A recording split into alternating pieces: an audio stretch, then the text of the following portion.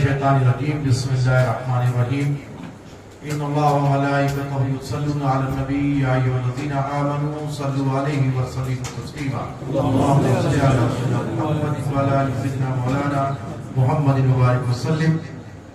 الحمدللہ آپ کے ہمارے پیر و مرشد حضور سیدی قادری میاں صاحب قبلہ کی ہم نے ماہانہ محفل میں شرکت کی۔ اللہ نے ہمیں یہ سعادت نصیب فرمائی کہ ہم حضرت کی ماہانہ محفل میں شرکت کیے۔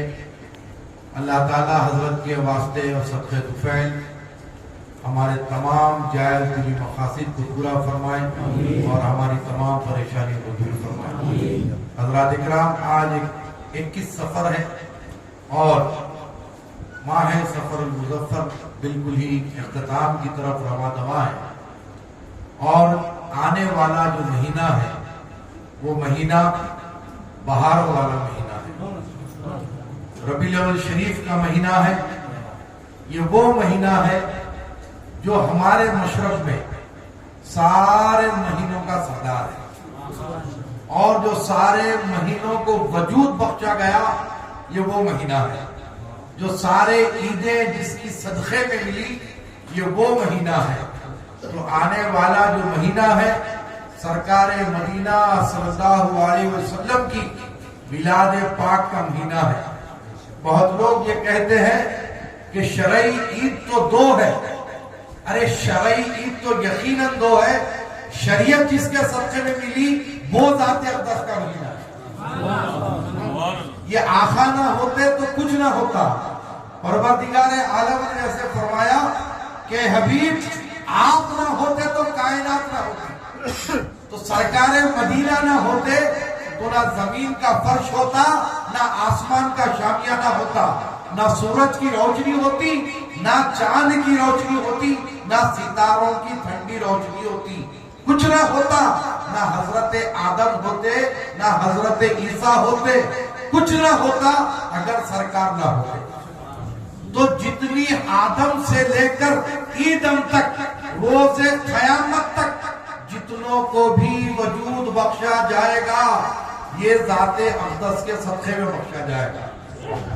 تو یہ وہ ذات ہے جس کی ظاہر کرنے کے لیے سرکار مدینہ کی آمد کے لیے پروردگار عالم نے اس کرۂ کائنات کو سجایا، زمین کا فرش لگایا، آسمان کا شامیانہ لگایا، دریاؤں کو روانی ملی تو میرے آقا کے صدقے میں ملی، سورج کو روشنی ملی تو میرے آقا کے صدقے میں ملی، سب میرے آقا کے صدقے میں ہے۔ سب کچھ اس کرۂ کائنات میں ذرہ ذرہ جو ہے وہ میلادی ہے، وہ میلاد کے صدقے میں ملا ہے۔ تو آنے والا مہینہ میلاد کا مہینہ ہے۔ یوں تو بہت عقیدے پہ ڈاکے ڈالنے والے بہت ساری باتیں کرتے ہیں کہ شرعی عید تو وہ ہے، ایک رمضان کی ہے، عید الاضحیٰ ہے۔ ان سے یہ کہنا کہ جو عیدیں ملی یہ عید کے صدقے میں ملی، اور جب کبھی پروردگار عالم کوئی نعمت عطا فرماتا ہے تو صاحب ایمان بندے مومن کا یہ فریضہ ہے کہ اس کے اوپر پروردگار عالم کا شکر ادا کرے۔ اب یہ نعمت تو ایسی ہے جو ہم کو راہ نجات دی ہے، یہ نعمت ایسی ہے جو ہم کو اندھیروں سے، تاریکیوں سے باہر نکالی ہے، یہ نعمت وہ ہے جو ہم کو بت پرستی سے بچائی ہے، یہ نعمت وہ ہے جو ہم کو مشرک سے مومن بنائی ہے۔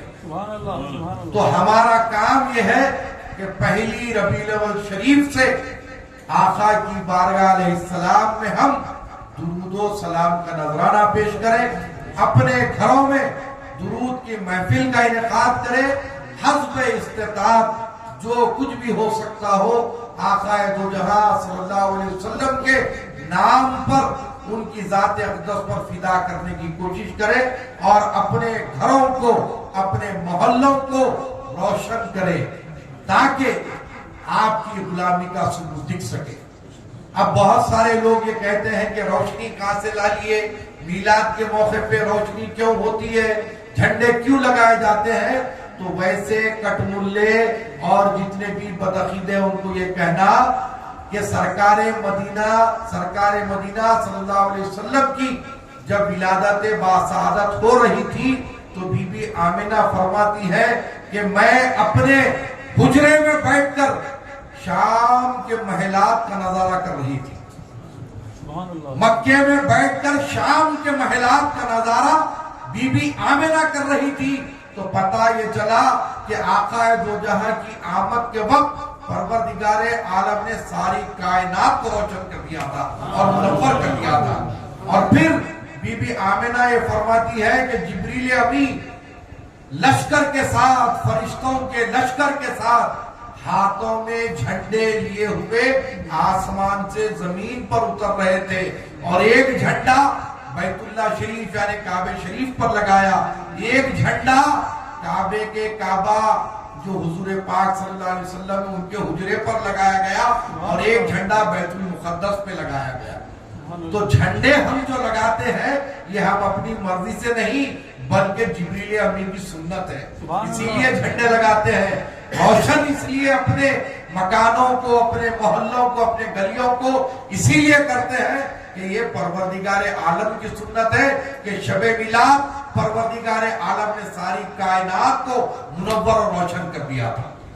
اور پھر حضرت عباس جو سرکار کے چچا ہیں، آپ سے مروی ہے، آپ روایت فرماتے ہیں کہ ایک وقت کی بات ہے کہ جب میں کچھ نوجوانوں سے سرکار مدینہ صلی اللہ علیہ وسلم کی ولادت باسعادت کا جو واقعہ سنا رہا تھا، اس وقت کے جو معاملات تھے، اس وقت جو نور سے ساری کائنات کو بھر دیا گیا تھا، جب ساری باتیں سنا رہا تھا تو نوجوان جوش اور جذبے میں آ کے نعرے بلند کرنے لگے.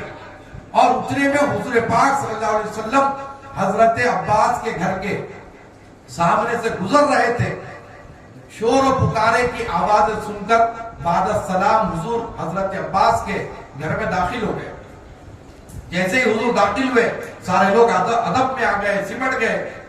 سرکار نے فرمایا کہ کیا بات ہے چچا، کیا بات ہو رہی تھی جو اتنے جوش اور جذبے میں تھے؟ تو حضرت عباس نے عرض کیا کہ یا رسول اللہ، ان نوجوانوں سے میں آپ کی شب میلاد سنا رہا تھا، آپ کی آمد کے واقعات سنا رہا تھا، تو یہ لوگ آپ کے نام کا نعرہ لگانے لگے، جوش اور جذبے میں مغلوب ہو گئے. تو سرکار نے فرمایا یاد رکھو کہ جو لوگ میری میلاد کا ذکر کریں گے روز محشر وہ میری شفاعت سے محروم نہیں رہیں گے. تو سرکار مدینہ صلی اللہ علیہ وسلم کی میلاد منانا، شفاعت سے ہم جو ہے حقدار ہو جائیں گے، شفاعت کے، شفاعت سے محروم نہیں رہیں گے. جس طریقے سے سرکار نے فرمایا کہ جس نے میرے روزے کی زیارت کی اس پر میری شفاعت لازم، تو ویسے ہی جس نے سرکار مدینہ کا میلاد منایا اس پر سرکار مدینہ کی شفاعت لازم ہے. اب جو نا امید ہے، جن کو یقین ہے دنیا میں ہی ان کے اعمال پر کہ ہم کو تو حضور کی شفاعت ملنے والی ہے نہیں، تو وہ لوگ میلاد مناتے ہیں. جس کو امید ہے ان کی شفاعت کی، یقیناً وہ میلاد منائیں گے، حسب استطاعت اپنے طریقے سے منائیں گے، جتنا بھی ہو سکا ان کے نام پر مال بھی لٹائیں گے، لوگوں کو کھانا بھی کھلائیں گے، روشن بھی کریں گے، اپنے حساب سے کریں گے، یقیناً کریں گے. بہت سارے فتوے چلتے ہیں، ہے نا مشہور بات کہ تخت کو جتنے کیلے مفتی کو اتنے ہیلے. تو ہم کو مفتیوں کے پیچھے جانا نہیں ہے، ہم دیوانے ہیں. کیا ہے؟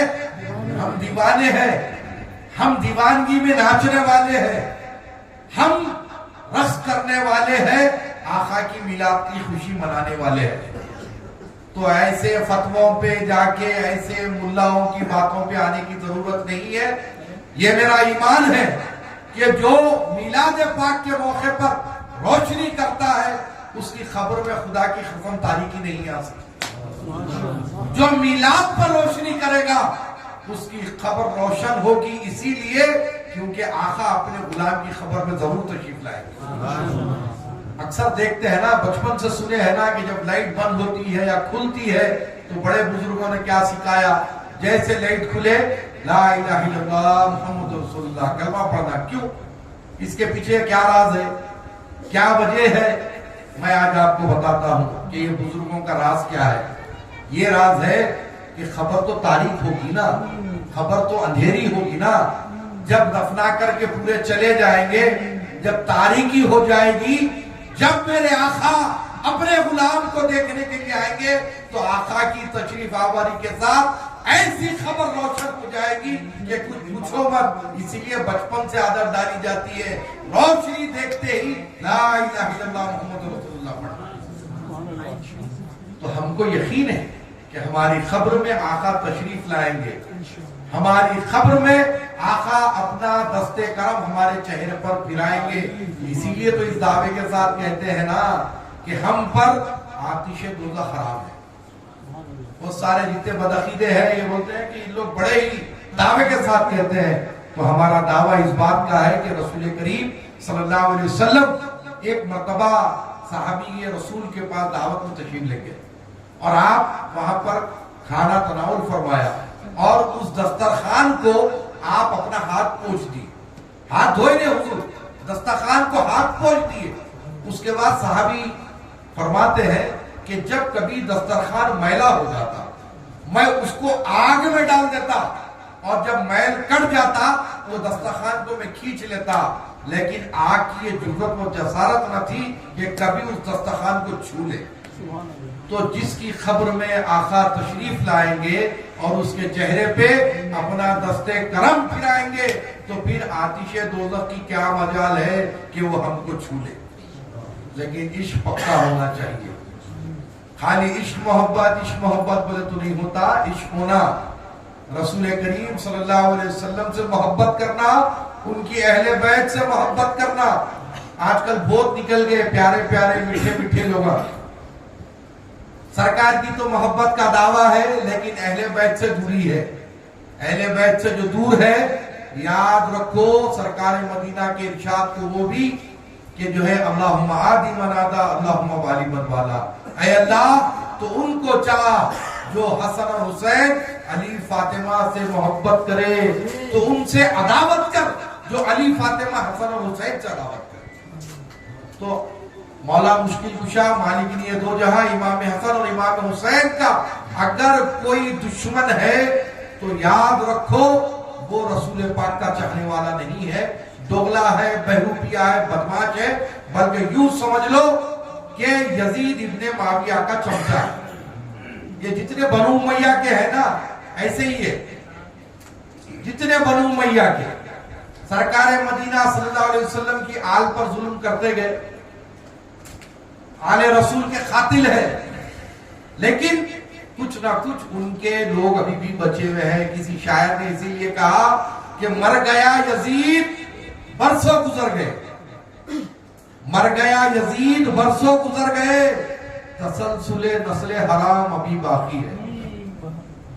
تو یہ جتنے ہیں آج جو کلین چٹ دینے کی جو کوشش کر رہے ہیں نا، یہ وہ یزید کے جو بچ گئے تھے ان لوگ ہی ہیں۔ تو اپنے آپ کو ایسے لوگوں سے آگاہ رکھو اور ان کو اگر آزمانا ہے تو ان کے سامنے مولا کا ذکر کر دو، نعرے حیدری کا نعرہ بلند کر دو، سمجھنے آ جاتا پلپلا ہے یا اپنا ہے، سمجھ رہے نا؟ کیونکہ صحابہ کا عمل تھا۔ صحابہ کیا فرماتے ہیں کہ مومن اور منافق کی ہم پہچان ایک طریقے سے کرتے تھے کہ اگر وہ بہت ہی اللہ اللہ رسول رسول کرے، اس کے باوجود بھی ہمیں شک و شبہ ہو جائے کہ یہ منافق نظر آ رہا ہے تو اس کو کیسے پہچانا جائے، تو مولا مشکل کشا کا اس کے سامنے ذکر کیا کرتے تھے، اور جیسے ہی مولا کا ذکر ہوتا وہ خوش ہو جاتا، کھل جاتا، تو صحابہ سمجھتے تھے کہ یہ اپنا ہے۔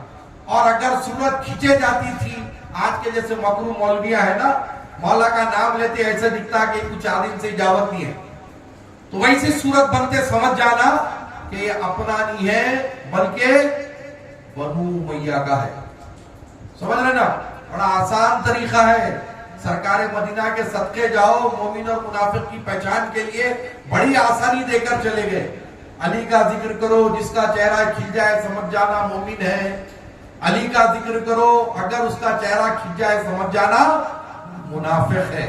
تو ہم کو منافقوں سے کوئی کام نہیں ہے، ہم سرکار مدینہ صلی اللہ علیہ وسلم کے غلاموں کے ادنا غلام ہیں اور اہل بیت کے چاہنے والے ہیں۔ مرتے دم تک چاہیں گے. اللہ سے دعا ہے کہ ہماری نسلیں اس دنیا میں جب تک آئے جب تک کہ عاشق رسول اور عاشق اہل بیت نکلے، تاکہ ہماری دین اور دنیا دونوں کامیاب ہو جائے. بہرحال پیش ہی آپ تمام حضرات کو ماہ ربیع الاول شریف، ماہ جو ہے بہارا کی آپ کو مبارکباد دیتا ہوں، کیونکہ ربیع جو کہا جاتا ہے بہار کو کہا جاتا ہے. عربی میں ربیع کے معنی ہے بہار، ربیع الاول پہلی بہار. تو یہ بہاروں والا مہینہ ہے. کسی شاعر نے کیا خوب کہا کہ یہ اپنی اپنی قسمت ہے کہ ان کے نام نامی سے کسی دل کے لیے مرہم، کسی دل کے لیے چرکے. ہمارے لیے ان کا نام مرہم کی طرح کام کرتا ہے اور اغیار جو ہے ان کو چرپٹے مارتا ہے. تو ہمارے کو کیا کرنے کا ہے؟ ہم نعرہ رسالت پکارو، نعرہ حیدری پکارو. جلنے والے جلتے رہیں گے، مرنے والے مرتے رہیں گے، ہم نعرہ رسالت لگاتے رہیں گے. سمجھ رہے نا؟ نعرہ رسالت بھی لگے گا، نعرہ حیدری بھی لگے گا. ایک آخری بات، یہ بہت لوگوں کو مڑوڑ ہوتا، ٹھیک ہے بھئی نعرہ رسالت لگا لو، یہ نعرہ حیدری کہیں ہوتا نا. تو خبیث کو بول رہا، ارے ہم وقت تو پہلے یہ سوچ لے کہ غدیر خوب میں حضور کیا فرمائے. کیا بولے؟ من کنت مولا فہذا علی المولا. میں جس کا مولا، علی اس کے مولا. علی کو مولا ماننے سے جو انکار کرتے وہ اپنے آپ کو مسلمان نہیں کہہ سکتا. کیونکہ کم و پیش 1,24,000 صحابہ اکرام کی موجودگی میں حضور نے اعلان فرمایا.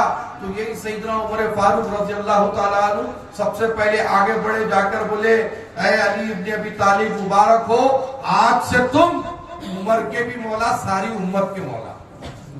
تو یہ لقب کسی کو نہیں ملا، علی کو ملا. اسی لیے جہاں نعرہ رسالت لگے گا وہاں نعرہ حیدری لگے گا، تبھی جا کر سنیت پوری ہوگی، ورنہ سنیت ادھوری رہے گی. سنیت ہے کیا؟ آقا کے ارشاد کو ماننا، ان پر جان فدا کرنا، یہ سنیت ہے.